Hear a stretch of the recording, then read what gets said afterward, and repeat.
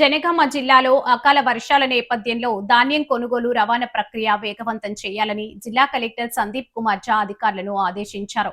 లింగాల గన్పూర్, నెల్లుట్ల, వనపర్తి, దేవరుప్పల మండల ధరావత్ తండా, సీతారాంపూర్ గ్రామాల్లో ఏర్పాటు చేసిన ధాన్యం కొనుగోలు కేంద్రాలను ఆయన ఆకస్మికంగా పరిశీలించారు. ఇప్పటి వరకు వచ్చిన ధాన్యం టోకెన్ల జారీ, కొనుగోలు వివరాలు, రాకపోకలు, లోడింగ్, అన్లోడింగ్ సమయాలపై కేంద్ర నిర్వాహకులకు అడిగి తెలుసుకున్నారు. ధాన్యం తడిసిపోకుండా ఉండేందుకు కాంటా రవాణా పనులు ఒకసారి వేగంగా నిర్వహించాలని సూచించారు. ప్రతి కేంద్రానికి ట్రక్ కేటాయించినట్లు తెలిపారు. రైతులు అవసరమైతే తమ సొంత వాహనాల్లో కూడా ధాన్యాన్ని మిల్లులకు తరలించుకోవచ్చని చెప్పారు. ట్రక్కులతో పాటు కేంద్ర నిర్వాహకులు, ప్రతినిధులు వెళ్లి మిల్లులో త్వరగా అన్లోడింగ్ జరిగేలా చూడాలని ఆదేశించారు.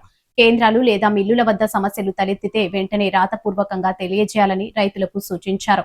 అనంతరం జనగామ జిల్లా సీతారాంపూర్లోని మైనర్ ఇరిగేషన్ ట్యాంక్ వద్ద జరుగుతున్న ఉపాధి హామీ పథకం పనులను పరిశీలించిన కలెక్టర్ పెండింగ్ పనులను త్వరగా పూర్తి చేసి కమ్యూనిటీ వర్క్స్ కి ప్రాధాన్యత ఇవ్వాలని అధికారులకు సూచించారు.